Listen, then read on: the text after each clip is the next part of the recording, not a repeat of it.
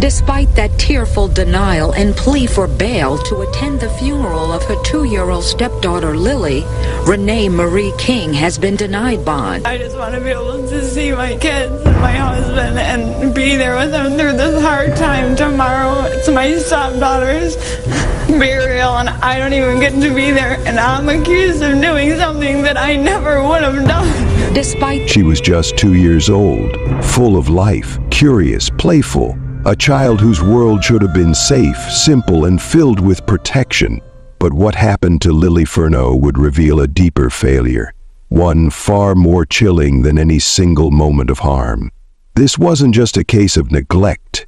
It was the quiet collapse of a system meant to protect its most vulnerable. From the outside, it looked like a custody arrangement. Nothing unusual, a mother and father sharing time with their daughter after their relationship ended. But behind the paperwork were months of escalating concern. A mother's voice drowned out by legal jargon, a courtroom that treated her warnings like noise, professionals tasked with protecting children, yet unwilling to take action. In the end, the signs were all there. The resistance, the fears, the reports, the photograph. But the safety net never caught Lily, and by the time anyone truly listened, it was too late. In this case, we are not only looking at what happened, we're looking at why it was allowed to happen, why warnings were ignored, why court decisions overruled expert opinions, why a mother's documented fears were dismissed again and again, and how, even after Lily's death, accountability was met with silence. This documentary has been crafted with care, based on public records, trial testimony, and verified news reports. While we will avoid graphic language, we approach this case with the seriousness it demands. Viewer discretion is advised. If this is your first time here, let us know where you're watching from. And if you believe stories like Lily's need to be heard, please subscribe and share. Your voice helps bring these cases into the light and keeps the pressure on those who failed to act. This is the story of Lily Furneaux, and this time, the silence will not win. Lily Lynette Furneaux was born on May 14, 2008 in Michigan. From the start, she brought light into the lives of those around her. A bright, expressive little girl whose presence transformed the home she shared with her mother, Lauren. At 22, Lauren embraced motherhood with the help of her parents, creating a nurturing environment where Lily thrived. She wasn't just a baby, they saw her as the heart of the family. Lily's father, Jeffrey Wolfenbarger, had met Lauren during a summer in 2007.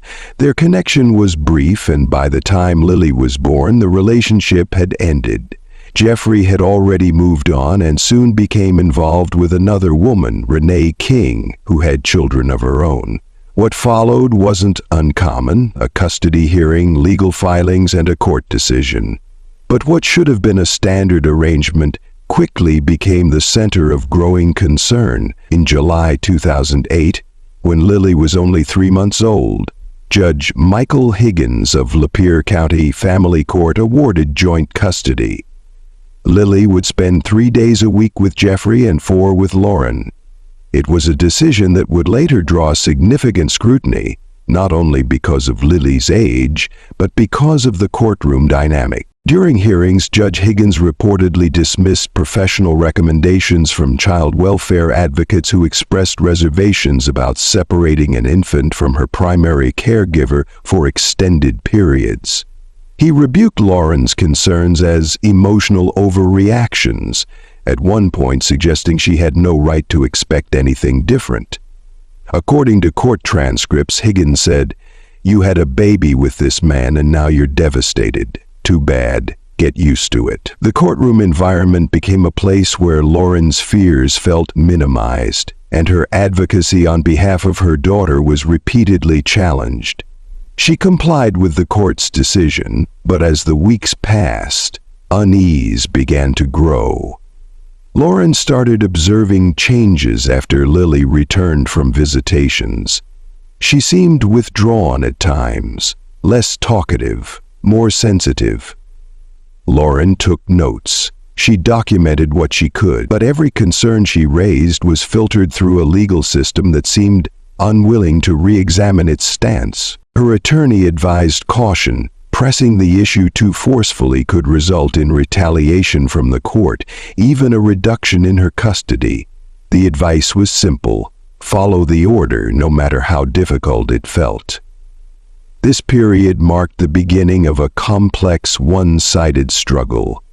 Lauren was caught between what she saw as a threat to her daughter's well-being and the reality of a court order she could not ignore. Each week the handovers continued. Each week the concern deepened. It wasn't that no one knew what was happening.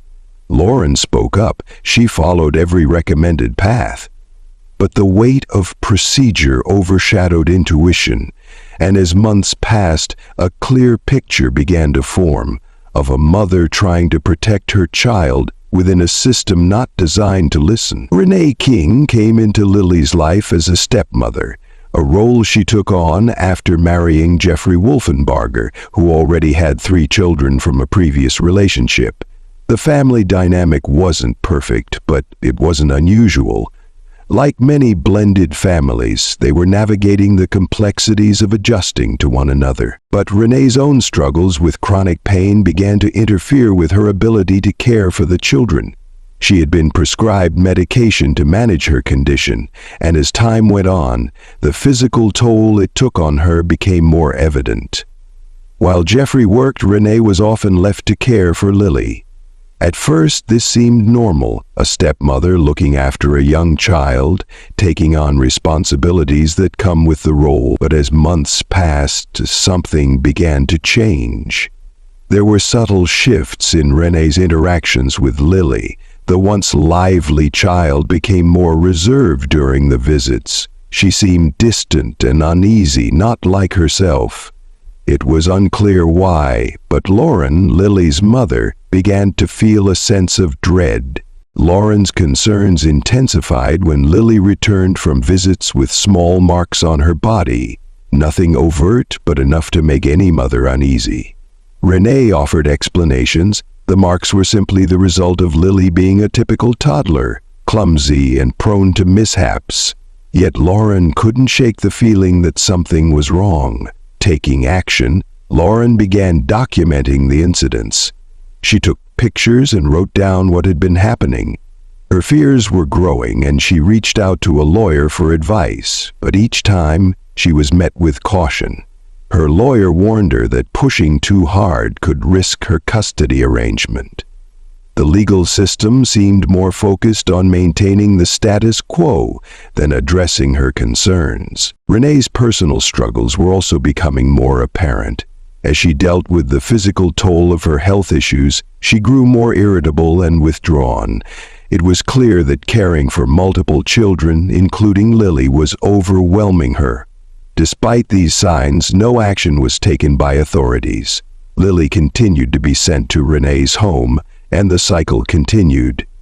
Behind the scenes, Lauren was left feeling isolated in her pursuit of what she believed was best for her daughter. The system that was supposed to protect children wasn't responding to her warnings, leaving her with the constant anxiety that her daughter's well-being was at risk.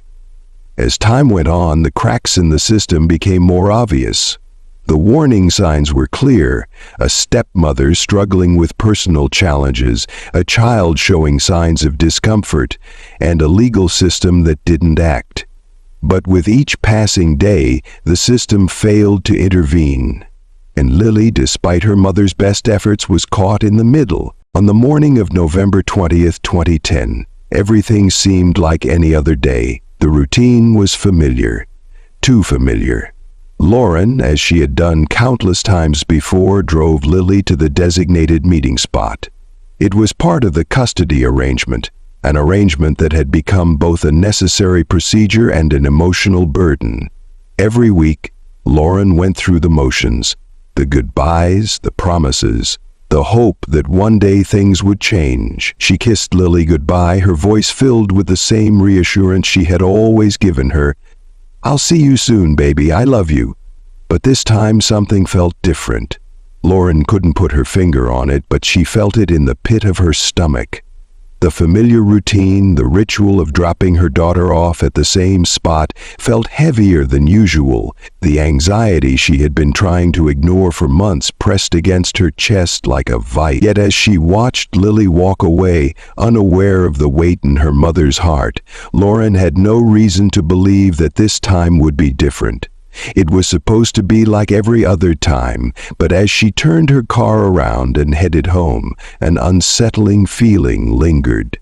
For Lauren, it had become a constant struggle, the system that had failed her, the legal battles that seemed endless, and the growing fear that her daughter's safety was at risk. Every week, as Lily was handed over to her father and stepmother, Lauren's fear grew, though she had no concrete reason to act on it. What followed that day, however, would prove that the fear was not unfounded. By the time the afternoon arrived, the events that were unfolding were anything but ordinary. Routine had in fact shifted into something ominous, but Lauren couldn't have known how dire the situation would become. After dropping Lily off, Lauren returned home, but the pit in her stomach never loosened. She tried to distract herself with the usual tasks, but there was no shaking the feeling that something was wrong. Little did she know, in the trailer just miles away, the atmosphere was about to change for good. Renee King, Lily's stepmother, was at home, as she often was when Jeffrey was working. As the day wore on, she seemed to be in her typical routine, looking after Lily as she did each week. However, there was something brewing in the background, something unspoken, and when the afternoon turned to evening, the phone call that came next would irrevocably change everything. Around 1:30 p.m., Renee called 911. The report she gave was alarming, yet it seemed almost too mundane to trigger the immediate concern that would later arise. She claimed that Lily had slipped in the shower, an explanation that would eventually be questioned by investigators. It seemed to be a simple accident, the kind of incident that could happen to any child, yet it raised enough concern to prompt an immediate response from emergency services. The emergency responders arrived at the trailer in New Haven, Michigan, where they found Lily unresponsive on the floor of the living room. The scene they encountered did not match the simple, everyday accident described by Renee. The living room was quiet, with a kind of stillness that comes only after something catastrophic has happened.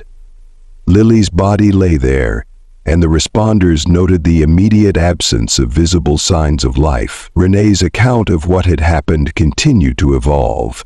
Initially, she maintained that Lily had fallen in the shower, but when questioned further, her responses began to shift.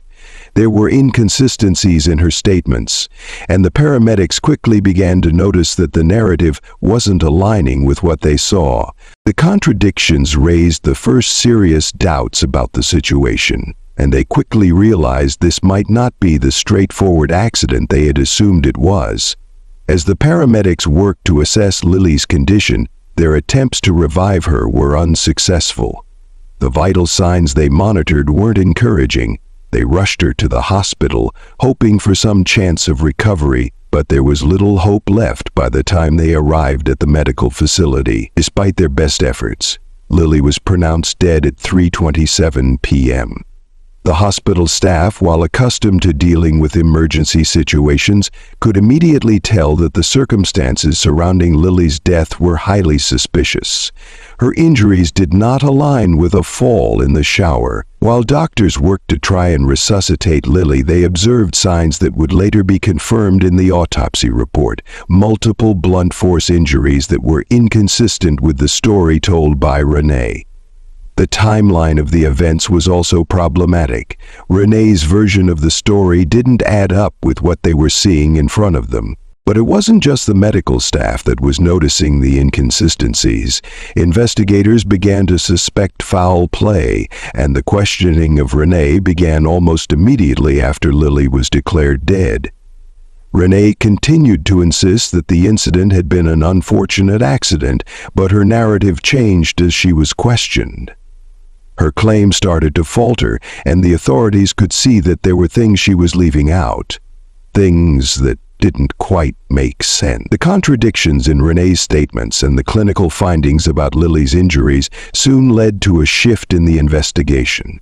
The inconsistencies in Renee's story, combined with the failure to revive Lily, pointed to something more serious, and the truth would come to light in the following days. But what followed next was not just a simple uncovering of events. It was the beginning of an investigation that would reveal far more about the people entrusted with Lily's care, and the missed opportunities by those who were supposed to protect her. What had started as a routine handover under the supervision of the courts had now spiraled into a tragedy, one that exposed not only the dangers present in Lily's home, but also the flaws in a system that had failed her time and again. As the investigation deepened, the community began to react. The legal system, which had failed to act on numerous red flags in Lily's case, would soon come under scrutiny. But even then, the question remained, how could it have gone this far without anyone stepping in? The unanswered questions would lead to the slow unraveling of what was happening inside Lily's home. It would take time for the full picture to come into focus, but the investigation was only beginning, and the tragic death of a child would soon uncover a larger system of neglect. As the investigation into Lily's death unfolded, the medical examiner's report provided critical insight into the events leading up to her untimely passing. On November 20, 2010, Lily was declared deceased at the hospital, but what came next would raise serious questions about the circumstances surrounding her death. The medical examiner's findings would soon confirm what many had feared. The cause of death was homicide, a result that shocked many in the community who had initially assumed it was a tragic accident. Lily's injuries, as outlined in the report, were extensive. Multiple contusions, particularly to the head, indicated that something far more violent than a simple fall had occurred. As investigators combed through the findings, it became increasingly clear that the injuries Lily sustained were inconsistent with the story Renee had told. According to the medical examiner, the nature of the injuries, especially the pattern of trauma to the head, suggested deliberate force. This wasn't an accidental fall. It was something much more serious, and the evidence made that clear. Renee, in her initial statement to the authorities, claimed that she had accidentally fallen with Lily in her arms. She explained that while trying to carry her, she lost her footing, which resulted in Lily's fall. But the evidence did not support this claim. After further questioning, Renee acknowledged that there had been rougher interactions between her and Lily in the past, particularly when she was feeling overwhelmed and stressed. She admitted that under pressure she had handled Lily in ways that were less than gentle, though she denied any intentional harm. The forensic analysis painted a picture that was far darker than Renee's explanation. The pattern of trauma found on Lily's body didn't match a simple fall in the shower. Instead, the injuries appeared to be consistent with deliberate force being applied to the child. The placement and severity of the bruises indicated that Lily had likely been struck multiple times. This was not the accident Renee had described, but something far more troubling. As the investigators began to examine the scene of the incident, more red flags appeared. Signs suggested that the area had been cleaned before emergency responders arrived, something that immediately raised suspicions. The lack of blood or other physical evidence around the area where Lily was found was unusual, and the quick actions taken to clean the scene indicated an attempt to conceal the truth. The cleaning of the scene was a clear sign that someone had tried to hide evidence, making it even harder to determine the exact timeline of events. The discrepancies in Renee's story also became evident during the timeline analysis. The injuries sustained by Lily didn't align with the narrative provided by Renee. According to medical staff and law enforcement, the injuries would have required a much longer period of time to inflict than what Renee had described. She had claimed that Lily's fall happened in the morning, but the severity of the injuries suggested that they had occurred earlier in the day. not just moments before the 911 call. This inconsistency between the physical evidence and Renee's statements forced investigators to dig deeper into what had truly happened that afternoon. As investigators continued to piece together the evidence, it became increasingly apparent that this wasn't just an accidental fall. The medical findings, the inconsistencies in Renee's statements, and the physical evidence all pointed to one conclusion: Lily had been deliberately harmed. The case, once considered a possible accident, was now a clear case of violence. The forensic investigation not only confirmed the cause of death, but also opened a deeper conversation about the patterns of abuse that can go unnoticed. The fact that someone in a trusted position had inflicted such harm on a child was a heartbreaking reality. And as the investigation moved forward, more questions arose about how a system meant to protect children had failed Lily, even when there were clear signs of distress and harm. What followed was a slow but steady process of uncovering the truth, piece by piece. The forensic findings were only the beginning of the investigation, but they set the stage for what would eventually become a tragic but clear case of deliberate harm, one that had been hidden behind a facade of normalcy. And as the truth emerged, the community, still reeling from the loss of a young child, began to demand justice. In February 2012, the case of Lily Furneaux reached its most crucial point: the courtroom. Renee King stood trial for the events that unfolded on that fateful day in November 2010. The charges against her were serious: murder, child neglect, and criminal conduct related to her treatment of Lily. The trial began with testimonies from paramedics, medical professionals, and Lauren's family. The paramedics who had arrived on the scene that day shared their observations of the inconsistencies in Renee's statements. Initially, Renee had described the incident as an accident, but the evidence from the medical staff suggested otherwise. The medical professionals explained how Lily's injuries were not typical of an accidental fall, describing instead a pattern of physical harm that did not align with the story Renee had provided. Lauren Furneaux, Lily's mother, gave an emotional yet composed testimony. She spoke about her daughter's life, about the bright and energetic child she had known, and about the growing concerns she had with each visit to Jeffrey's home. Lauren explained how, over time, she noticed changes in Lily's behavior. She became withdrawn, anxious, and sometimes fearful after being in her father's and Renee's care. Lauren described the signs she had observed and the unanswered questions that kept her awake at night. She spoke of the emotional toll that came with trying to protect her child in a system that did not seem to hear her. Renee, on the other hand, offered a defense that appeared weak in comparison to the mounting evidence. Her initial explanation that Lily had simply fallen began to unravel as more details came to light. Her statements about the events that led to Lily's hospitalization were inconsistent, and the more she was questioned, the more her story shifted. Renee admitted to handling Lily roughly on occasion, especially when overwhelmed, but denied that any harm had been intentional. Yet the forensic evidence presented by the medical examiner contradicted this. The injuries Lily sustained were far more severe than a fall in the shower could explain. The medical findings pointed to force being applied to Lily, indicating an intentional effort to harm her. After 2 hours of deliberation, the jury returned a guilty verdict on all charges. The weight of the evidence, the testimonies, and the contradictions in Renee's story made the case clear. She was convicted and sentenced to life in prison without the possibility of parole. The courtroom, which had been tense throughout the trial, now bore a somber air of closure for the family. However, even after the conviction, Renee's legal team filed for an appeal, hoping to overturn the decision. This effort, however, was swiftly denied, and the original sentence stood.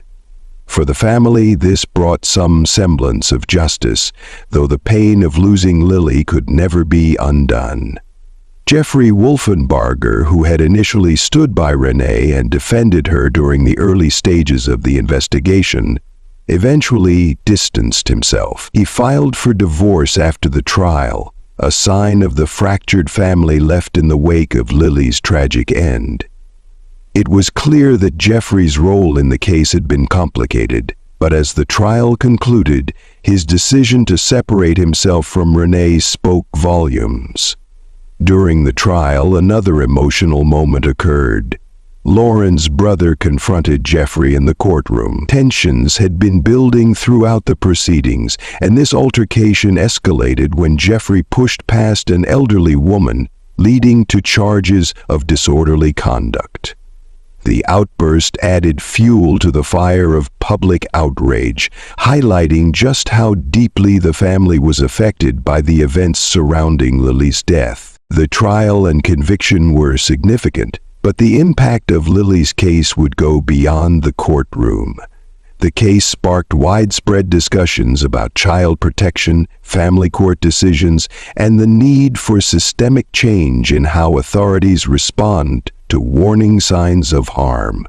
The Justice for Lily movement gained momentum, advocating for better safeguards for children in custody cases. It became clear that Lily's death was not just a personal tragedy, it was a call to action for those in charge of protecting vulnerable children.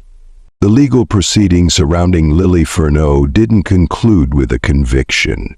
In the months that followed, attention turned not only to those directly involved in Lily's care, but also to the decisions made inside the courtroom. Decisions that many believed had played a role in what happened. Judge Michael Higgins, a family court judge in Lapeer County, became the focus of intense public criticism. His role in approving and maintaining the custody arrangement that placed Lily in a shared environment was now being reviewed under a different light. Throughout the case, he had been repeatedly accused of disregarding the concerns raised by Lily's mother, Lauren Furneaux. Lauren had brought forward reports of behavioral shifts in Lily and had expressed increasing unease about the circumstances during visits with her father and stepmother. Yet Judge Higgins was seen as resistant to those warnings. He had dismissed formal assessments from professionals in child welfare who questioned whether Lily was emotionally prepared to be in a rotating custody arrangement at such a young age.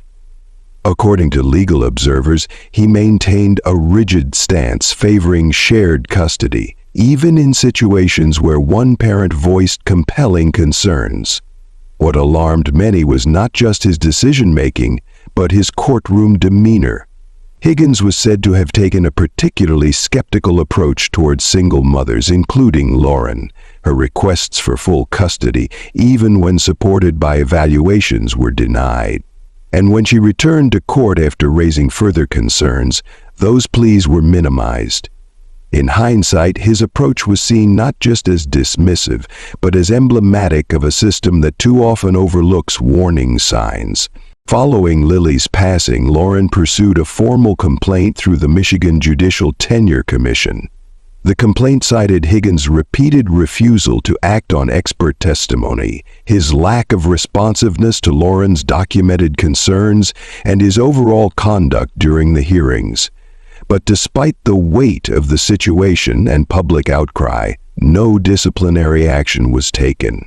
The commission reviewed the complaint, then closed it without issuing consequences. To Lauren and many others, this inaction sent a clear message. Even when serious concerns are raised, the gatekeepers of accountability may still look the other way. Parallel to the judicial complaint, Lauren filed a civil lawsuit against Renee King and Jeffrey Wolfenbarger, alleging negligence in their care of Lily. The suit sought damages exceeding $25,000, 0 cents, and it marked another attempt to hold individuals accountable, this time outside of the criminal court system.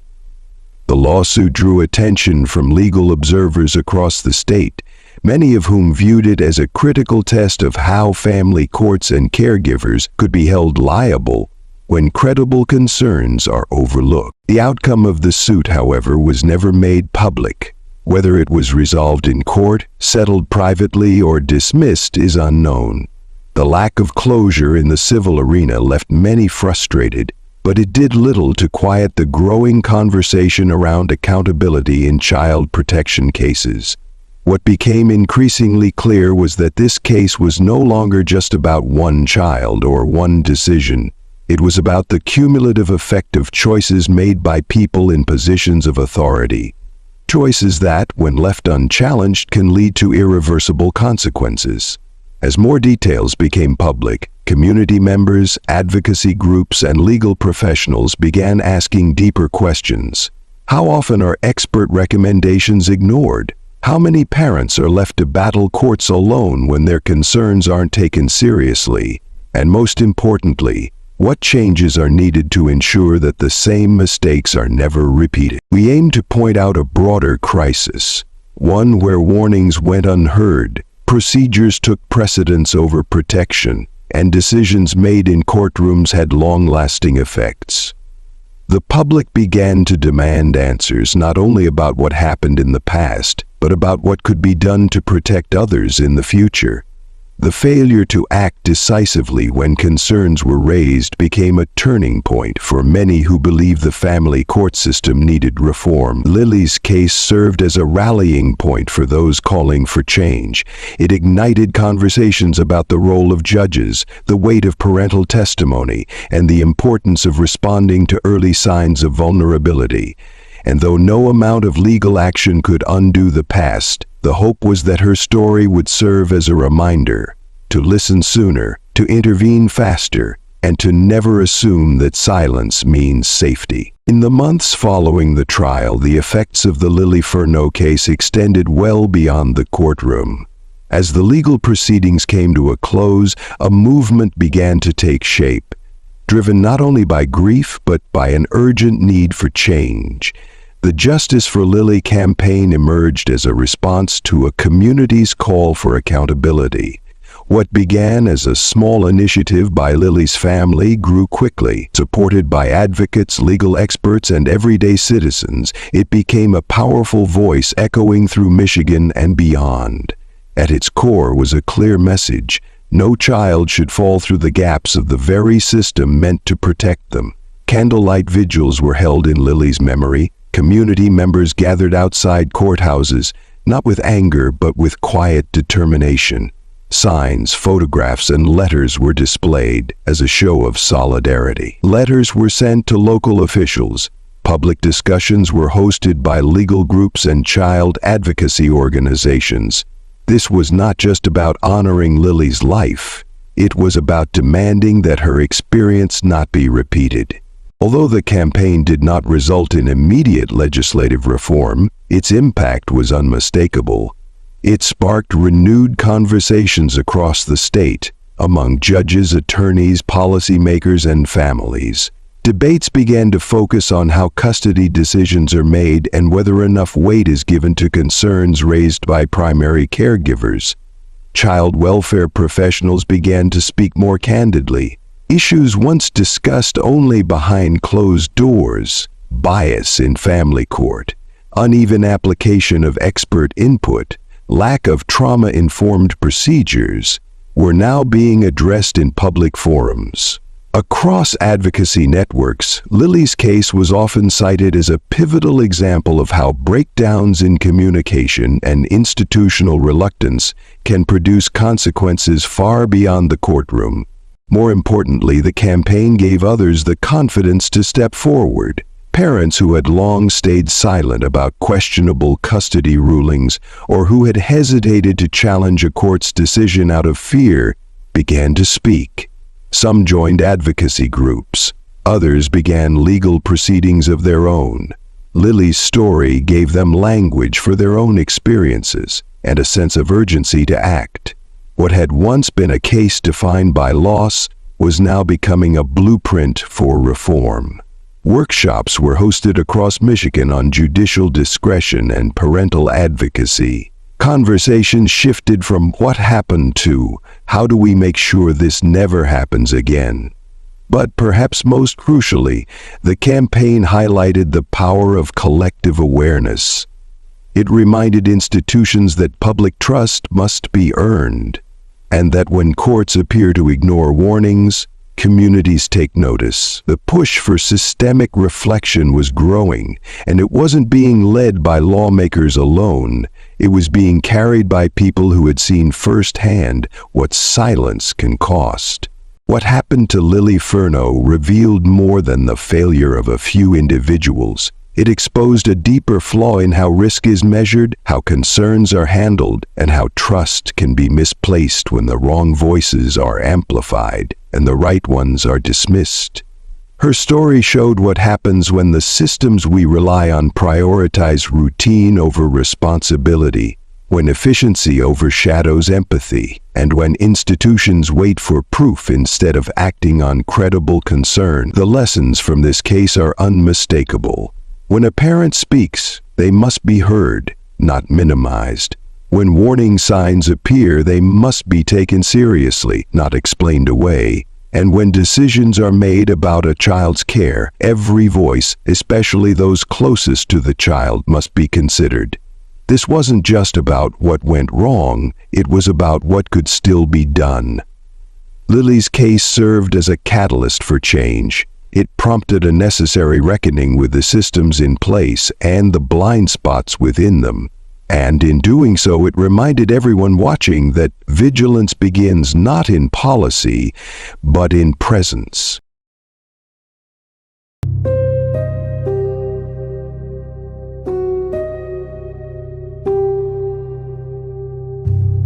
It does not matter the degree that you're charged with. Guilty is guilty. She was just 6, but something about her presence felt timeless. The way she smiled, the way she found magic in the simplest things. It's what everyone remembers. They said it was an accident, a fall, maybe, a misstep on the stairs. But as details came forward, it became clear this was no ordinary emergency. Behind the front door of a quiet suburban home, something had gone wrong. She had been spending time with familiar faces, people who should have looked out for her, people who should have made her feel safe. And yet, here we are, years later, still asking the questions no one wants to ask. How was this allowed to happen? Who ignored the warning signs? And what was happening inside that home when no one was looking? This is not just a case about loss, it's a case about silence, about how easily harm can wear the mask of normalcy, about the difference between love and control, and how the line between the two can sometimes vanish without a sound. Today we revisit her story, not to relive the pain, but to bring clarity to the questions still echoing through her community. And to remind every viewer watching, sometimes the most important signs are the ones we're not supposed to see. Before we begin, a quick note. This story includes real-life events involving a young child and trusted individuals. We've taken care to present it in a respectful, responsible way, but viewer discretion is advised. And if this is your first time here, welcome. We'd love to have you join our growing community. Subscribe and let us know where you're watching from. And to my friends, to my returning viewers, thank you. Your immense support through likes, shares, and comments is the reason these stories continue to reach the people who need to hear them. Now let's get back to the story. Mika Jordan was 6 years old when her name would become the focus of a nationwide conversation. Not for anything she did wrong, but for the questions her case would leave behind. Before headlines, before courtrooms, and before investigators got involved, Mika was simply a little girl who saw beauty in the smallest details. She loved to sing, she danced whenever music played, and she had an affection for ladybugs that made everyone around her smile. They weren't just insects to her. She saw them as gentle companions, deserving of care, protection, and freedom. She was raised between two homes. Her mother, Kyla Jordan, had remarried and built a stable life with her husband, Brian Woodhouse.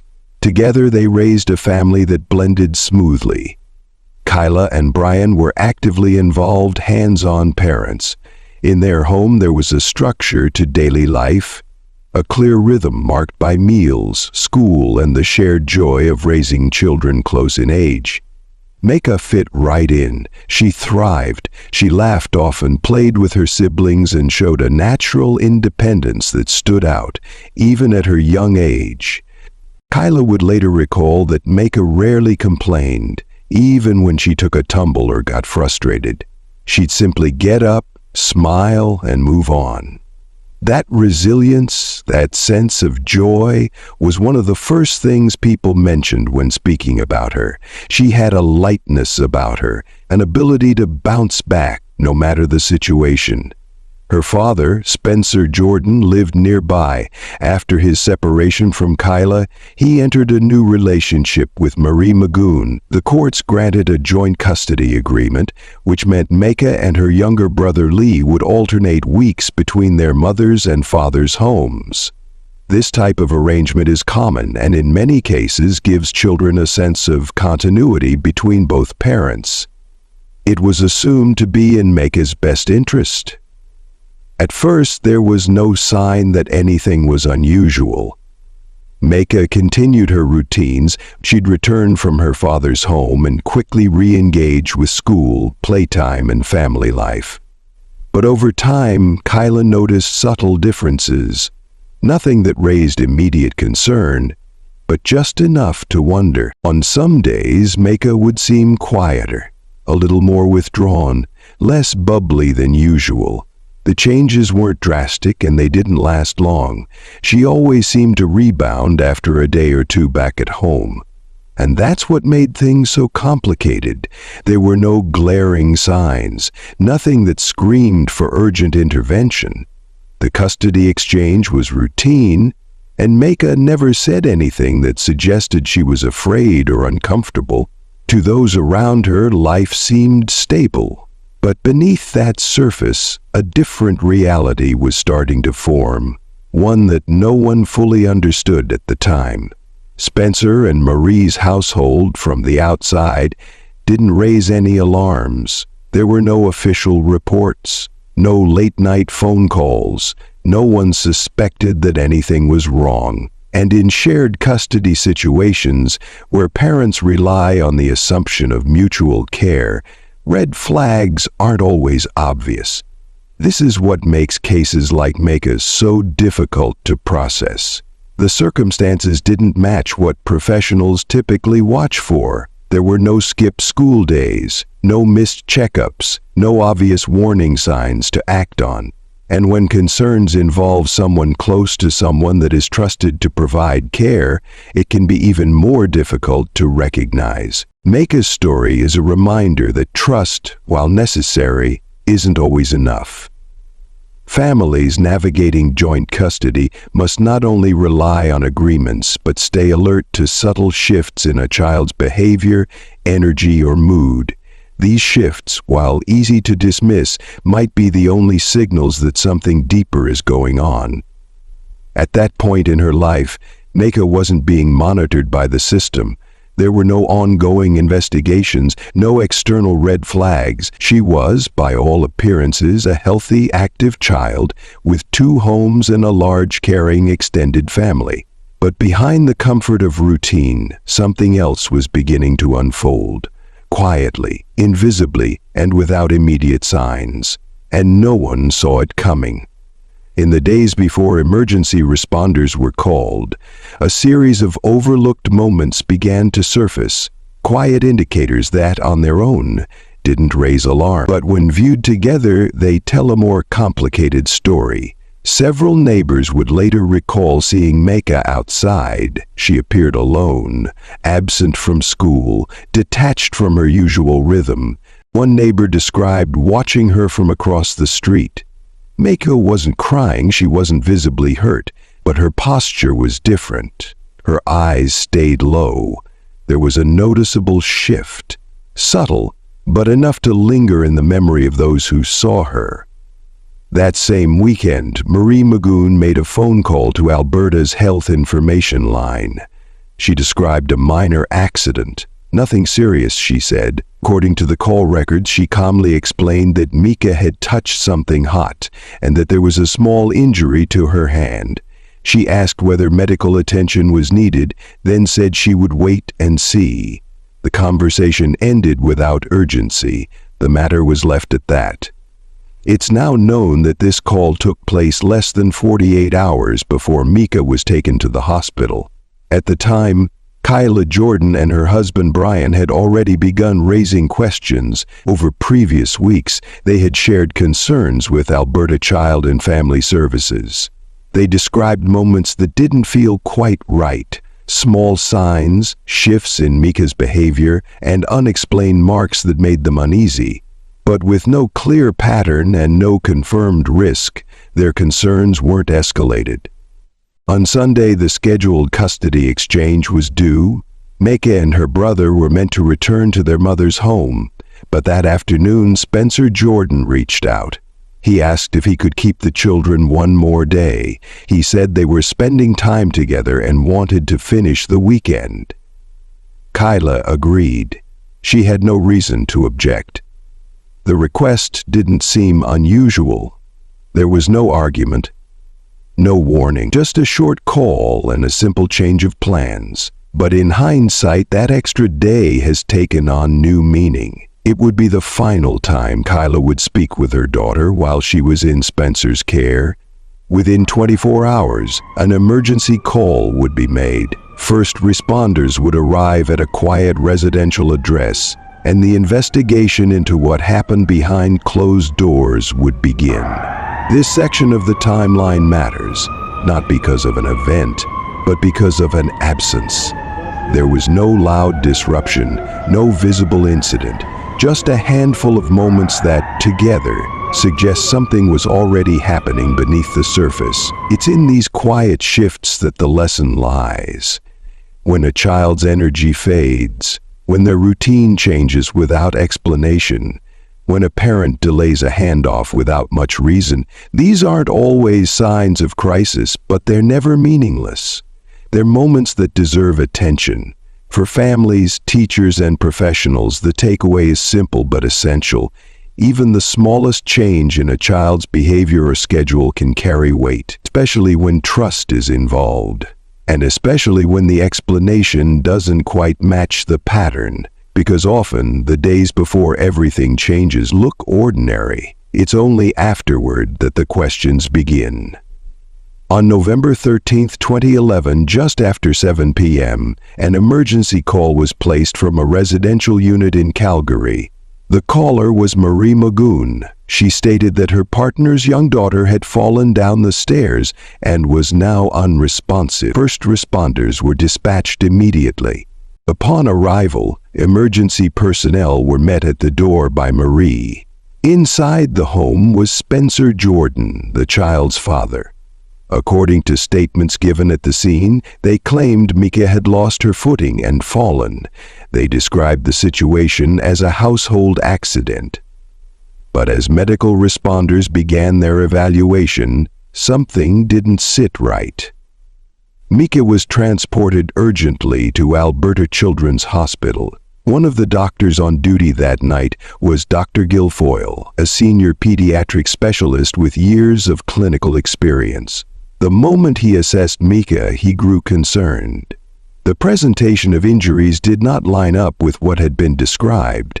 The medical team noted inconsistencies, prompting further review. A full-body scan was conducted, including an MRI. The results added new questions. Medical findings showed multiple areas of concern, not all of them recent. The injuries varied in nature and appeared to have occurred over a longer period of time. This evidence cast doubt on the explanation of a single fall. While specialists worked tirelessly to stabilize Mika, she was placed on life support to manage her condition. For the next 16 hours, she was under continuous care. The goal was to buy time for her body to respond, time for recovery to be possible. But despite the team's efforts, there was no improvement. By the next afternoon, on November 14th, she showed no response to treatment. Her condition could not be reversed, and she was officially declared non-responsive to all medical intervention. She had passed away. Following protocol, a full examination was ordered. The report concluded that some of the injuries had occurred days earlier. The timing and pattern of these findings suggested that the incident on November 13th was not isolated. At this point, the Calgary Police Service was already involved. Officers had been notified as soon as the hospital began to question the circumstances. The file was transferred to the Homicide Division and an official investigation was launched. The original account, that a child had fallen down a flight of stairs, was no longer supported by the evidence. Medical findings pointed to something else, something that had not happened all at once, but rather over a stretch of time. And that shift in timeline changed everything. The question was no longer if something had gone wrong, it was how long it had been happening and why no one had spoken up until now. Within hours of Mika's hospital admission, the Calgary Police Service launched a formal investigation. The file was quickly assigned to the Homicide Division, and the lead investigator was Detective Mike Kavala, a veteran officer known for his methodical, fact-driven approach. The initial interviews began almost immediately. Spencer Jordan and Marie Magoon sat across from detectives and maintained their explanation. Mika had fallen, not once, but several times. They described her as clumsy. They said she had been bumping into things all weekend.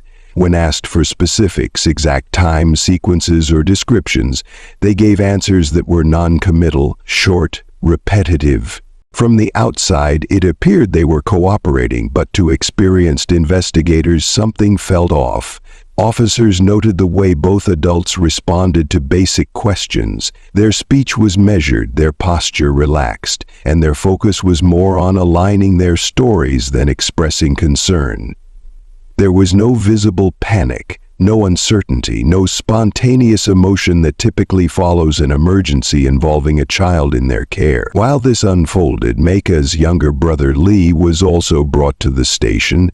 He had been in the home at the time of the incident. Officers hoped he might help fill in some of the timeline, but during the interview, Lee was quiet, emotionally withdrawn. He didn't offer any statements, and the investigators decided not to apply pressure. They chose instead to focus their attention elsewhere. Unbeknownst to Spencer and Marie, the interrogation room was under full video and audio surveillance. Once left alone, the couple began to talk, thinking the conversation was private. What the recording captured became a pivotal moment in the case. In the footage, Spencer could be heard asking if Marie had said too much. Marie replied by checking if her version matched his. There was no talk of concern for Mika's condition, no questions about medical updates. The conversation was centered entirely on their statements and how believable they sounded. They weren't revisiting the event, they were revisiting the script. Detectives reviewed the footage in full. The content didn't include a confession, but it revealed something equally important: a shared effort to present a version of events that would hold up under scrutiny, a performance, not a recollection. This changed the direction of the investigation. It raised new questions about intention, timeline, and credibility. Why would two adults who had just experienced a critical medical emergency with a child in their home spend their time discussing what they'd told police? From that point on, the investigative lens sharpened. Detectives began cross-referencing past interactions, custody exchanges, and any prior reports. What had begun as a medical emergency now carried signs of a deeper issue, one that couldn't be explained by accidents or missteps alone. This was no longer a matter of conflicting accounts. It had become a matter of control, consistency, and whether the truth had ever been part of the conversation at all. With few solid leads and no direct admission, the Calgary Police Service was left with a case full of contradictions, but no formal breakthrough. The interviews had stalled, the medical evidence raised serious questions, but there was still no confession, and without one, prosecutors knew the burden of proof would be heavy. It was then that investigators chose to deploy a highly strategic and rarely publicized tactic, one that had proven effective in complex cases across Canada. Internally, it's referred to as the Mr. Big technique. The method works by creating a fictional criminal enterprise. Undercover officers pose as members of this organization and slowly integrate a suspect into their world. They offer friendship, income, protection, and ultimately status. But that status comes with one requirement: honesty. Full disclosure of anything from a suspect's past that could present a problem for the group down the line. The operation began quietly. Spencer Jordan was approached first. Officers made casual contact, initially presenting themselves as well-connected individuals offering cash-based jobs, small errands, quick payouts, no questions. As the relationship grew, they introduced him to a broader network, complete with hierarchy, structure, and influence. Once trust was built, the introduction to the supposed boss was arranged. At this stage, Spencer was told that before he could officially join the inner circle, he needed to be honest about anything in his background that could draw unwanted attention. The opportunity was framed as a chance to clear the slate, and he took it. In a recorded conversation, Spencer began to shift his version of events. He acknowledged that what had happened to Mika wasn't exactly as he'd first explained. He mentioned previous incidents, times where the situation at home had gotten difficult. It wasn't framed as an admission in the legal sense, but it was the first time he strayed from the narrative he had repeated since day one. In a separate operation, Mary Magoon was approached using the same method. She too was slowly drawn in and eventually confided in an undercover officer posing as part of the same network. She spoke about discipline in the home, about moments where things went too far, and how efforts were made to prevent Mika's mother from noticing changes that might raise questions during routine custody exchanges. Every word was captured on audio and video. The language was careful but revealing. There were no dramatic statements, no explicit claims, but the tone, the phrasing, and the timing all told a story investigators had been trying to uncover since the beginning. There was, however, a challenge.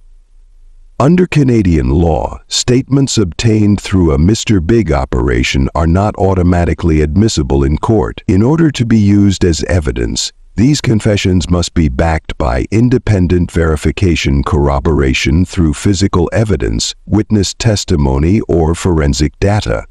The safeguard is designed to prevent false admissions made under pressure or in pursuit of reward. Still, in this case, the operation achieved something important. It shifted the narrative. It provided insight into what Spencer and Marie privately believed they could get away with.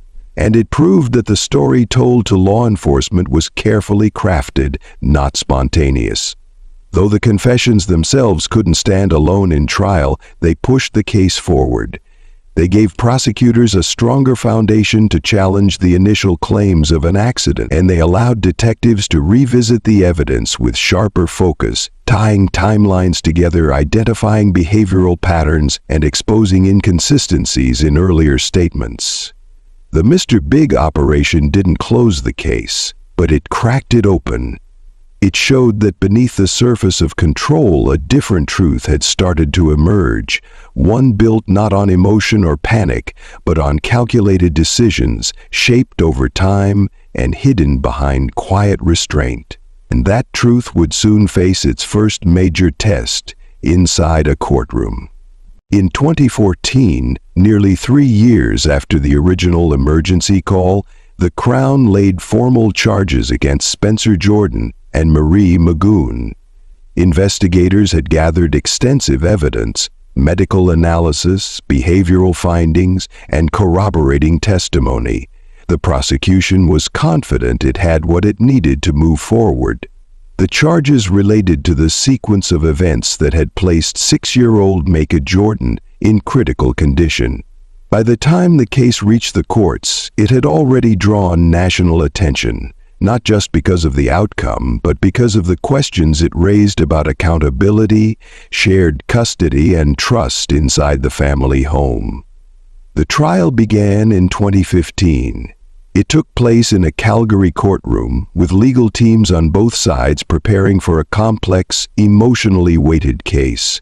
The prosecution argued that the events in question did not reflect a one-time incident. Instead, they pointed to repeated behavior that, in their view, showed intent and control. The defense claimed that what happened lacked intent and unfolded over a brief high-stress window. Each side called expert witnesses. Cross-examinations followed, and in the public gallery, Kyla Jordan and her husband Brian Woodhouse took their place, every day, without fail. They didn't speak to media, they didn't react to testimony, they simply watched. The courtroom became the only place where they could hear in detail what had taken place beyond the walls of their own home.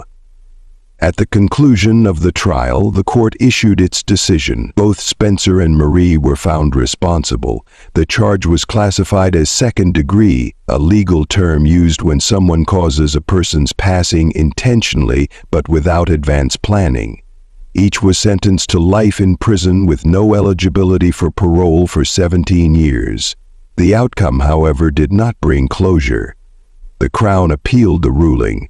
Prosecutors believe that the evidence presented during trial justified a more serious classification. They pointed to the consistency of behavior, the timeline of events, and the efforts made to obscure the truth in the aftermath. They argued this wasn't a moment of panic. It was something that had unfolded over time. In 2017, the Alberta Court of Appeal agreed. The original ruling was reviewed and revised. Based on the findings, both convictions were elevated to first degree, the most serious classification in Canadian law, applied when actions are considered premeditated or carried out in a deliberate, prolonged manner. The sentencing was updated accordingly. Life imprisonment. With no chance of parole for 25 years, that ruling didn't go unchallenged. The defense escalated the case to the Supreme Court of Canada. Their legal team contended that the elevation of the charge was inconsistent with earlier interpretations of intent. They asked for a full review, arguing that the timeline and available evidence did not meet the national standard for the higher classification. After consideration, the Supreme Court upheld the appellate decision. The reclassification stood. The convictions were final. For Mika's family, the ruling brought a form of resolution, though not a simple one. Justice hadn't come quickly, and it hadn't come without resistance, but it had come. The case also echoed beyond the courtroom. Legal observers pointed to the verdict as a rare example of how sustained behavioral patterns, even when not accompanied by a single defining moment, can still be recognized by the courts as deliberate. It challenged the way responsibility is measured, it raised the bar for accountability, and it reminded the public that some forms of harm are quiet, gradual, and difficult to detect until it's too late.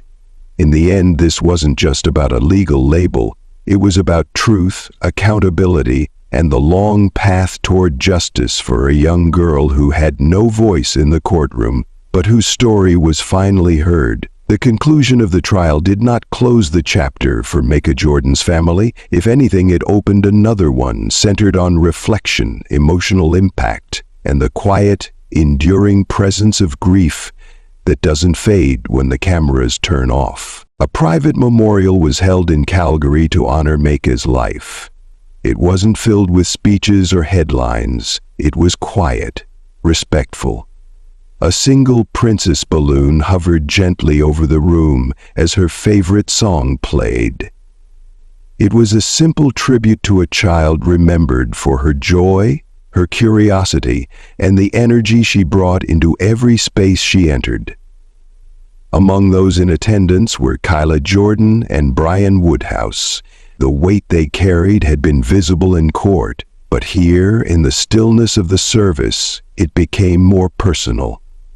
Brian, who had helped raise Mika as his own, stood beside Kyla with a quiet strength. Their composure spoke to years of endurance. Their grief was not loud, but it was there, unmistakable in the silence between words. Observers would later contrast that emotional presence with the absence of any visible response from Spencer Jordan. During the legal proceedings, his demeanor was flat, detached. There were no outward signs of remorse, no reaction to the sentencing, just stillness. And while courts don't judge emotion, those watching could not help but feel the contrast. But beyond the courtroom and the service, something larger was taking shape. Support began to pour in, not just from family and friends, but from strangers. Online communities rallied behind Kyla's family. Messages arrived from across the country. Some were from parents who had followed the case closely. Others were from individuals who had never met Mika, but felt deeply affected by what her story represented. Community organizations held conversations around family dynamics, safety, and silent warning signs. In some schools, teachers used the moment to reinforce the value of speaking up, of trusting instincts, and of building open lines of communication between students and adults. Though no major policy reform followed, the case left a mark. It made people more aware of what can happen behind closed doors, even in households that appear stable. It opened up discussions around joint custody, emotional wellness, and the need to look beyond appearances. In some communities, it encouraged professionals to revisit how behavioral shifts are monitored when children are transitioning between homes. Perhaps most importantly, it forced a deeper public understanding of how harm can exist in quiet, hidden ways, not always through dramatic events, but through patterns, through silence, through the absence of attention when it matters most. Today, Mika is remembered not through the headlines that surrounded her case, but through the moments she shared with those closest to her. Her laughter, her drawings, her love of music and bright colors, the joy she found in everyday things. And for many, her story became a turning point, a reason to pay closer attention, ask harder questions, and be more present in the lives of the children around them. Because sometimes the smallest details, the quiet shifts, the subtle changes, carry the biggest meaning. And Mika's legacy now lives on in those who choose to notice. There's a quiet truth that this case has brought to light, one that often goes unspoken. Trust can be misused, even by those within the closest circles. People often assume safety comes from familiarity, from shared last names, from routine. But as Mika's story has shown us, that assumption isn't always enough. It's easy to miss the signs. Subtle changes in a child's mood, interest, or energy can be passed off as growing pains or mood swings. But when those shifts persist or show up around certain people or environments, they may deserve a second look. A child who becomes withdrawn, a child who stops speaking up. These are not always signs of rebellion. Sometimes they're a quiet call for help. In co-parenting and shared custody arrangements, clear communication is not optional. When both households don't share updates or concerns, things can slip through unnoticed. A bruise explained away, a story that doesn't quite add up.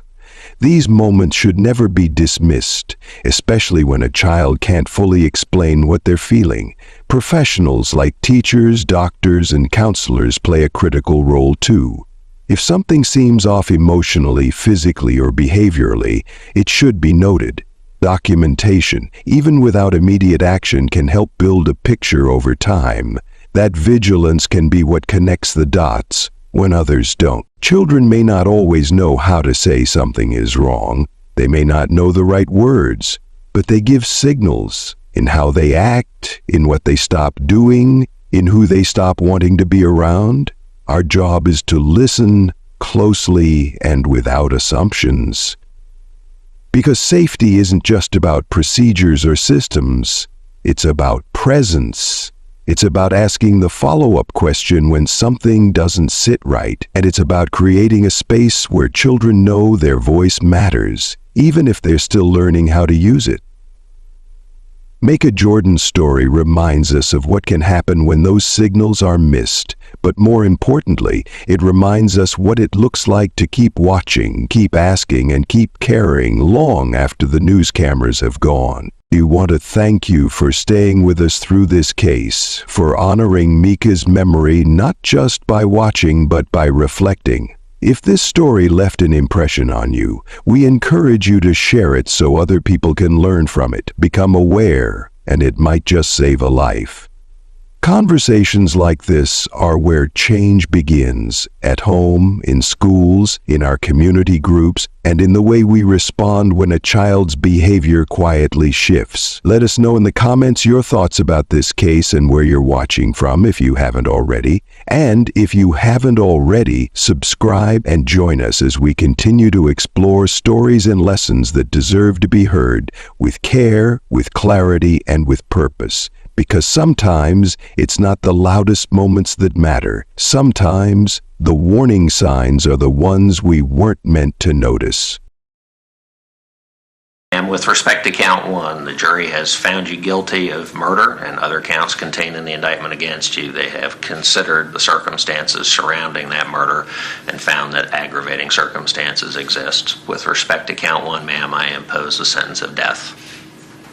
Counts 2 and 3 are vacated by operation of law. They're felony murder charges. Counts 4 and 5, the cruelty charges, of course, merge. With respect to count 6, I impose a 20-year sentence to be served in confinement, ma'am. Daddy, I'm sorry. These were the words of a beautiful, innocent child. Words that should have led to comfort, not silence. A plea that should have been met with reassurance, not fear. In October 2013, law enforcement in Lawrenceville, Georgia, responded to a call that would change the course of child protection policies forever. What they found would leave a community shaken and raise urgent questions about missed opportunities to intervene. For years, the signs were there. Reports had been made. Teachers, neighbors, and family members had spoken up. Authorities had been warned, but nothing changed. By the time action was finally taken, the question was no longer how to protect a child, but why no one had stepped in before it was too late. This was not just a tragic case. This is a case that would become a turning point in how the system handles child protection failures. A case that forced a nation to ask, how many warnings does it take? This is the story of Emani. Before we begin, a viewer discretion warning. This documentary will examine neglect and systemic failures in child welfare cases. While we present the facts carefully, some details may still be difficult for certain viewers. Before we continue, I want to take a moment to thank you for being part of this growing community. Whether you're new or have been here from the start, your voice matters. Every comment, every discussion, every share helps keep these stories alive and ensures that no victim is forgotten. To those who've been part of this journey, your support means everything. Your engagement and commitment to raising awareness fuel this channel and inspire me to keep telling these stories. And if you're new here, welcome. Let me know where you're watching from, and if you believe these stories deserve to be told, consider subscribing. Together, we shine a light on the truth. Now, let's get back to the story. Emani was born on April 23, 2003 in Atlanta, Georgia. From the very beginning, she stood out. Not because of her circumstances, but because of her spirit. Those who knew her remember a child who was curious, kind, and full of life. Her teachers described her as bright and eager to learn, a child who always tried to do her best, no matter the challenges she faced at home. Despite difficulties in her personal life, Emani remained a beacon of positivity. She had a natural ability to make friends, even with children who struggled to fit in. She was the type of child who would offer her hand to someone sitting alone, who would share her crayons when someone's broke, and who smiled even on the hardest days. School was more than just a place for learning, it was a sanctuary. Teachers noted that she took comfort in structure, in routine. She enjoyed reading, art, and participating in class, showing a determination to succeed despite the instability in her personal life. Her grandmother and aunt saw Emani's potential early on. They recall a child who loved to dance, who found joy in simple things like singing along to songs on the radio or drawing pictures of a future she dreamed of. Even as she faced difficulties, she held on to hope. Hope that things would get better, that one day she'd have the kind of life she read about in books. But behind the smiles, there were signs that not everything was as it seemed. Teachers sometimes noticed Emani withdrawing, growing quieter on certain days. Some days she was her usual self, happy, engaged, and full of energy. Other times she seemed distracted, tired, hesitant to speak too much about home. Still, even when faced with struggles no child should have to endure, Emani never lost the kindness that made her unique. She showed resilience, a strength beyond her years. Those who met her never forgot her, not just because of what happened, but because of who she was before it all. This is who Emani Moss was. A child with dreams, a child with hope, a child who should still be here today. Her story is not just one of tragedy, it is one of missed opportunities, of warnings unheeded, of a system that had every chance to protect her but failed. What happened next would reveal the depths of those failures, and as the truth came to light, it became clear this was not just a family tragedy. From the moment she was born, Emani Moss's life was shaped by instability. Her biological mother had struggled with addiction, making it difficult for her to provide consistent care. Over time, it became clear that she could not meet the demands of raising a child, and as a result, she lost custody. With her mother no longer in the picture, Emani's father, Emani Moss, became her sole provider. Those who knew Emani described him as a man who loved his daughter, but also struggled to provide stability. He was in and out of jobs, facing financial difficulties, and at times he leaned heavily on family members to help care for Emani. In 2009, Emani remarried. His new wife, Tiffany Moss, was a former teacher, someone who, at least at first, seemed to bring structure and responsibility into Emani's life. At the beginning of their marriage, Tiffany's role as stepmother appeared to be ordinary. She was seen as a quiet and reserved woman, someone who didn't draw much attention to herself. To those outside the home, nothing seemed out of place, but within the walls of the household, things were different. Over time, Emani's interactions with family members started to change. Her grandmother, Robin Moss, had been a steady presence in her life. She had always been deeply involved in Emani's upbringing, offering guidance and support whenever needed. But after Tiffany's arrival, something felt different. Robin began noticing a shift in how Emani behaved. She wasn't as talkative during their visits. She hesitated when asked about home. There were moments when she looked like she wanted to say something, but held back. It wasn't just Robin who noticed. Emani's aunt, Sharon Moss, also became concerned. She recalled visits where Emani seemed distant, where she didn't show the same energy she once had. Sharon and Robin tried asking Emani about her home life, but the responses were short, vague, and hesitant. Robin, growing more uneasy, expressed her concerns to other family members. She worried that Emani wasn't being treated as she should be, but with no concrete proof, her concerns were difficult to act upon. Still, she kept a close watch, hoping that if something were truly wrong, Emani would tell her. In the months and years following Emani's marriage to Tiffany, Emani's relationship with her extended family weakened. She wasn't around as often, phone calls to check in on her became less frequent. And most telling of all, Emani wasn't speaking about Tiffany at all. When children enter a new family structure, it's natural for them to talk about it, whether positively or negatively. But in Emani's case, she avoided the topic altogether. That silence spoke volumes. Family members noticed Emani's absence at gatherings. She wasn't coming around as much, and when she did, her presence was brief. There was a growing unease among those who loved her, but without solid proof of mistreatment, there was little they could do. At that point, the concerns remained just that, concerns. No one knew yet how much worse things would get. No one knew yet how much Emani was struggling. And by the time those concerns turned into clear warnings, it would already be too late. What happened next would raise serious questions about the system designed to protect children. Because when Emani finally reached out for help, the system that was meant to save her let her down. In 2010, a moment arrived that could have altered the course of events. A moment that, had it been handled differently, might have saved a life. Emani Moss, just 7 years old, was in school when she made a decision that many children in difficult situations struggle to make. She reached out. That day, a school nurse noticed something wasn't right. There was hesitation in her movements, a quietness in her demeanor that suggested something was weighing on her mind. Concerned, the nurse gently asked a few questions.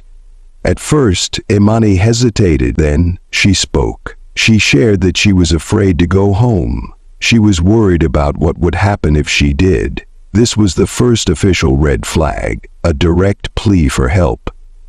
Following protocol for child welfare concerns, the school immediately notified Georgia's Department of Family and Children's Services, DFCS.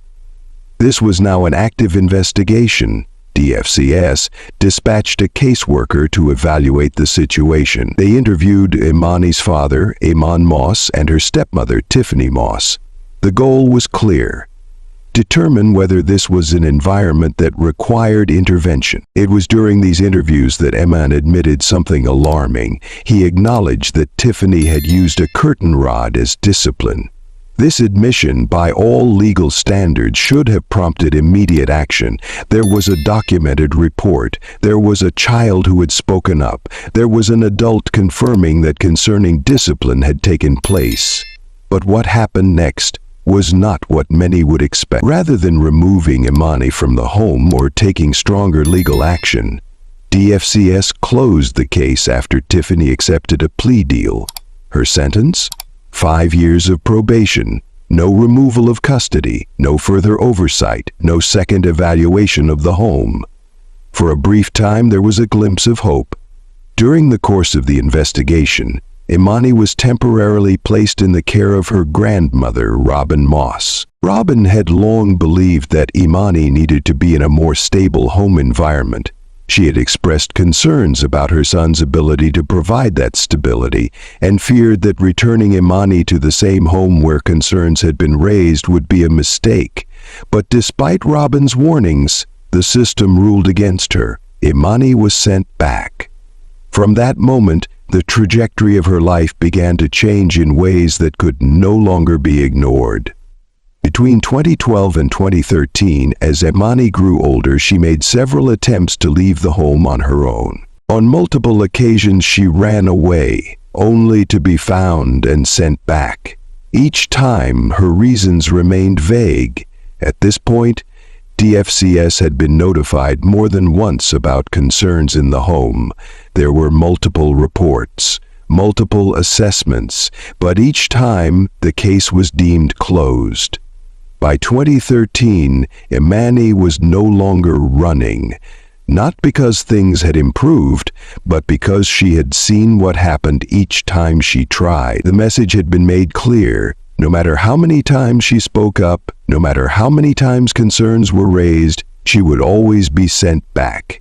This wasn't just an oversight, it was a failure. Emani had done everything a child in danger is told to do. She had spoken to an adult. She had trusted the system to protect her. She had tried to leave when nothing changed. And yet, the outcome was the same. No escape, no intervention, no change. Her story is not just about what happened behind closed doors. It is about what happened when those doors were opened and the truth was spoken aloud, only for it to be ignored.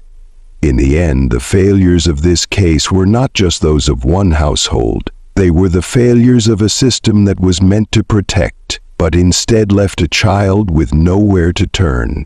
And soon the consequences of these failures would become impossible to overlook. By 2013, Emani Moss was no longer a visible part of the world around her. The signs were there, but one by one the people who could have noticed them lost access to her. That year, Tiffany Moss officially withdrew Emani from school, notifying administrators that she would now be homeschooled. On paper, it was a routine decision, one that parents across the country make every day. But for Emani, it was something much more. With this one action, Tiffany removed the last safeguard that could have exposed what was happening inside their home. Teachers who once observed her every day no longer saw her. Counselors who checked on her well-being had no way of contacting her. School officials trained to recognize warning signs could no longer intervene. Emani had been erased from the system. For the neighbors who once saw her outside, there was an absence that was hard to ignore.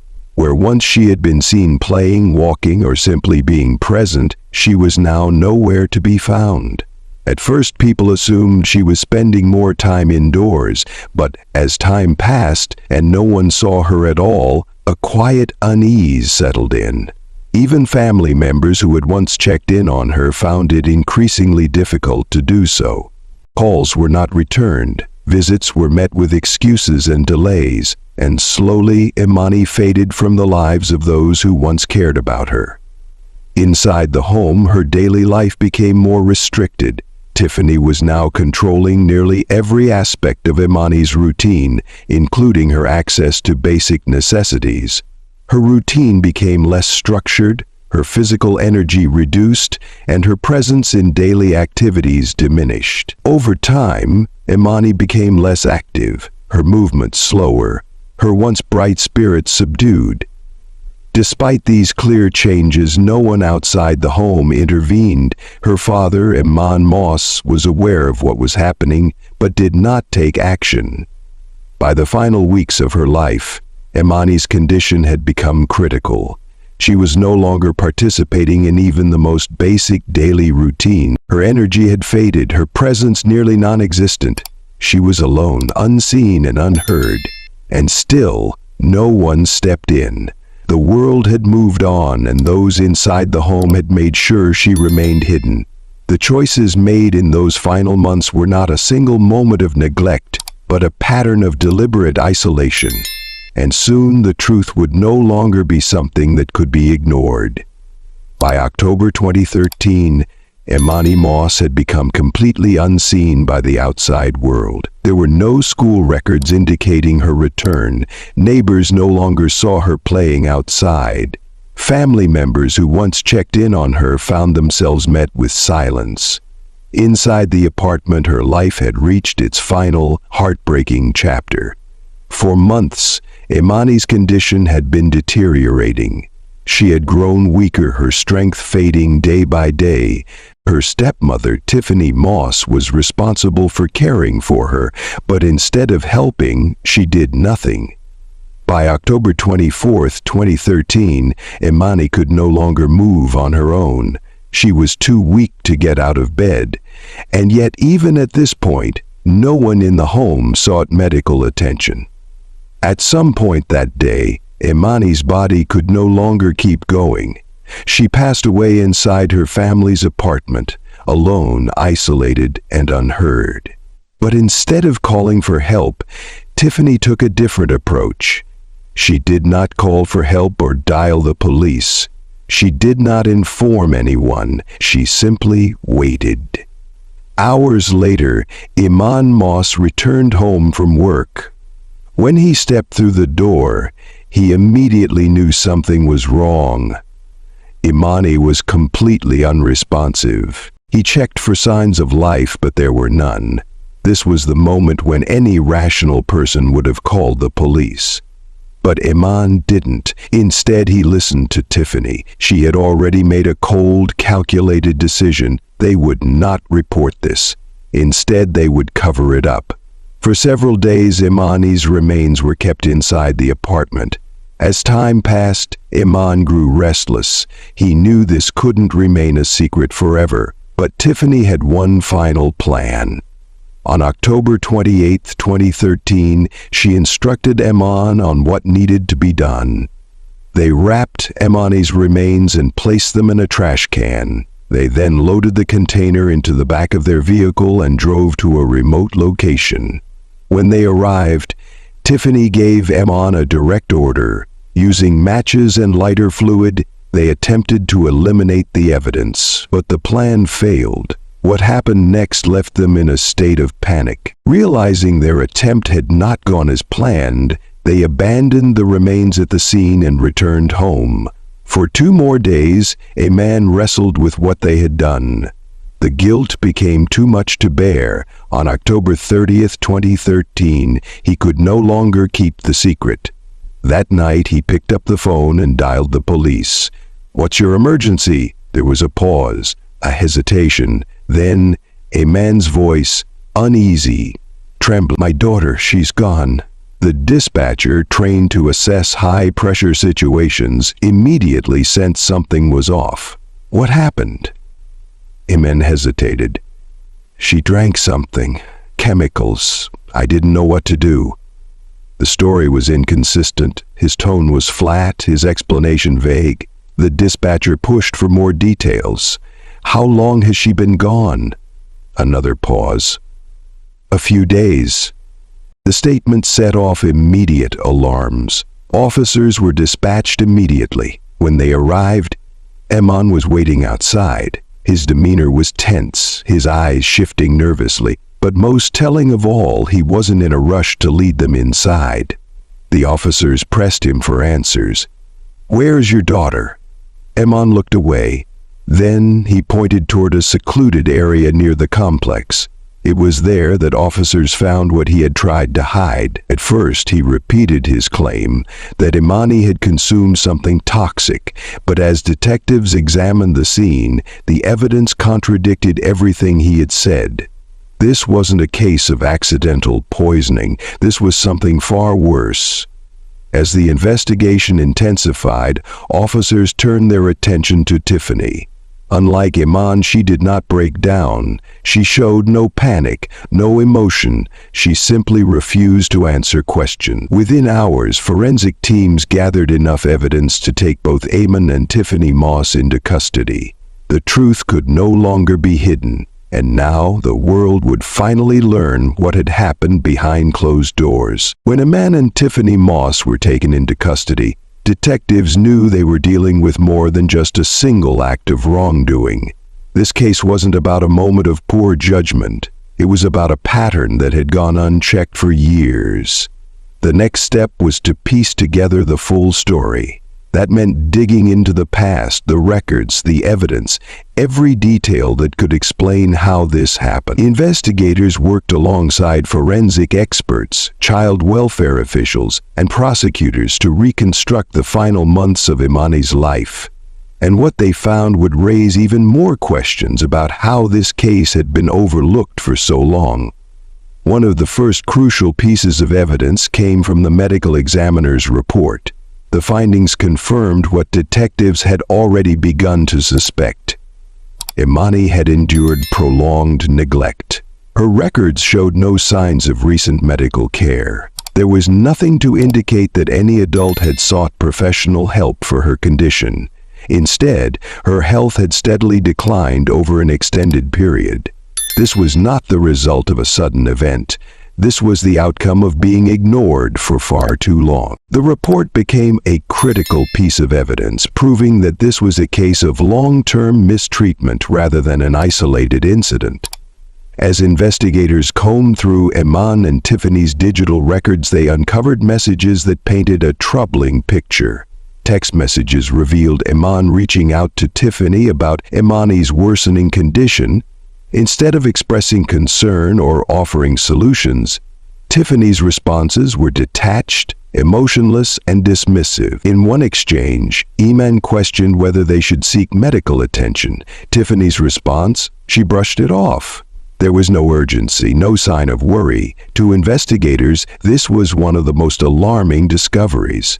It proved that at least one parent had been aware that something was wrong, but no action was taken.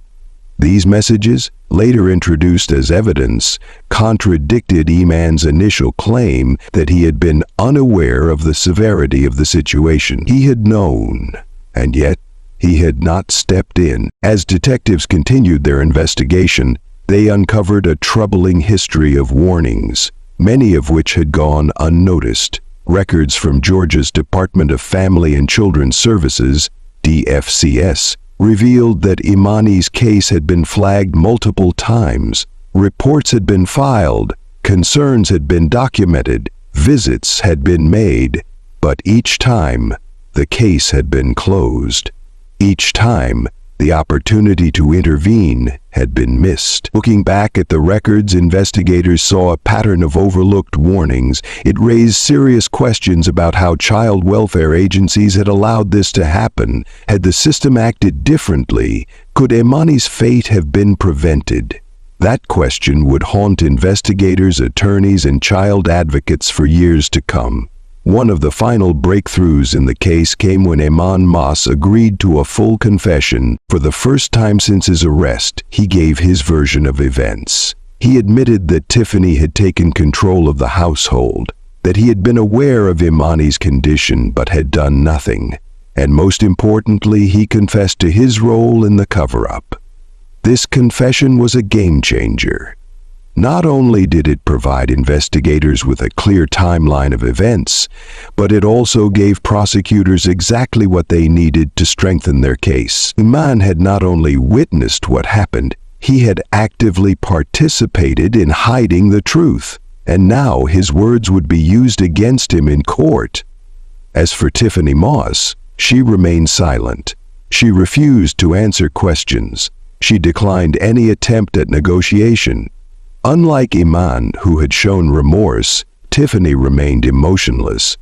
This refusal to cooperate only strengthened the case against her. Detectives now had the forensic evidence, the digital records proving neglect, the DFCS history of ignored reports, a full confession from Emani Moss. It was more than enough to move forward. With the evidence in place, prosecutors prepared for what would come next.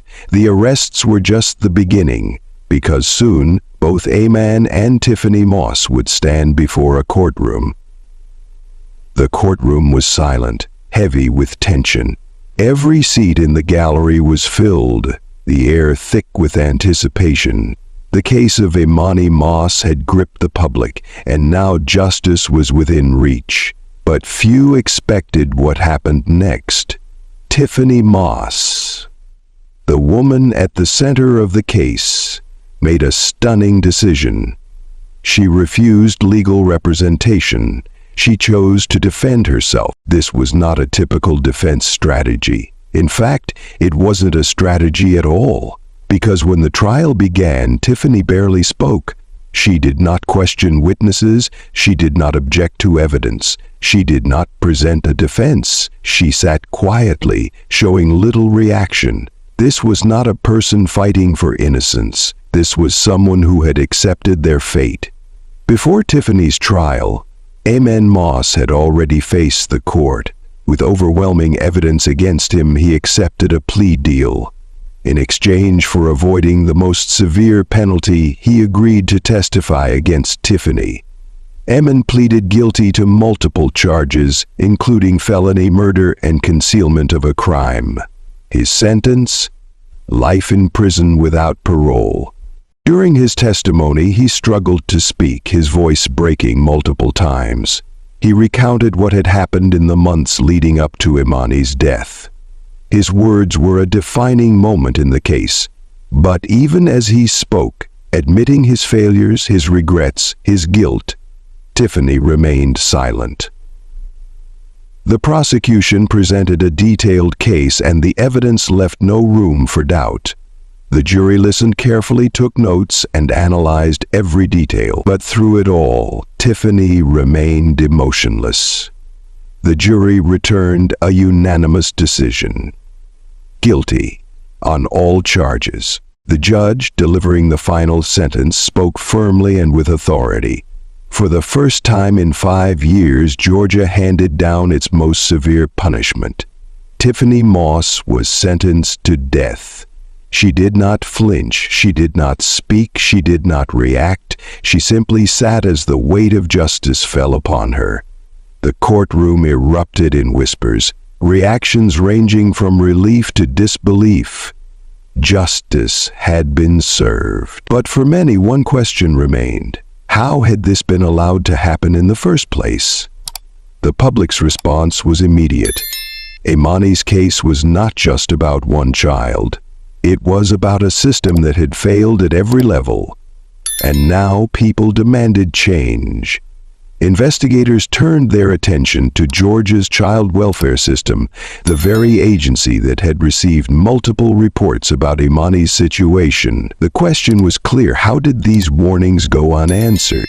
In the months following the trial, several DFCS employees were dismissed. Internal investigations revealed mismanagement and procedural failures in handling Emani's case. Reports had been filed, concerns had been documented, yet no action had been taken. The agency faced intense scrutiny, and state officials promised stricter oversight. New policies were introduced, and child welfare reviews became more rigorous. But for many, these changes came too late. Emani's story became more than just a tragedy. It became a movement. Her case was discussed in legislative meetings, used as a case study for systemic failures. Advocates pushed for new laws, stronger protections, and accountability measures to ensure this never happened again. Her name was spoken in courtrooms, advocacy groups, and government hearings. Her case became a defining example of what happens when a child is ignored by the system meant to protect them. And while reforms followed, nothing could erase the fact that it took Emani's life to make people listen. At the heart of this case was a child who was failed at every stage. She was let down by her parents. She was let down by the system. She was let down by those who could have acted but did not. Her story is not just about what happened, it is about what could have been prevented. It serves as a warning and a call to action, because for every case like Emani's that makes headlines, there are countless others that remain unseen. This is why it is critical to report concerns, to listen, to act, because no child should ever be forgotten. And no system should ever allow this to happen again. I want to take a moment to personally thank each and every one of you for watching this video to the end. Your time, engagement, and support truly mean the world to me. This case raises so many important questions, and I'd love to hear your thoughts. What do you think could have been done differently? Let's keep the conversation going in the comments. And if you haven't already, make sure to subscribe so you don't miss future investigations. To my incredible subscribers, your encouragement, insights, and support push me to keep bringing these stories to light. This channel exists because of you, and I'm deeply grateful to have you here. There are still so many cases that need to be uncovered, so many voices that deserve to be heard, and I can't wait to share more with you soon.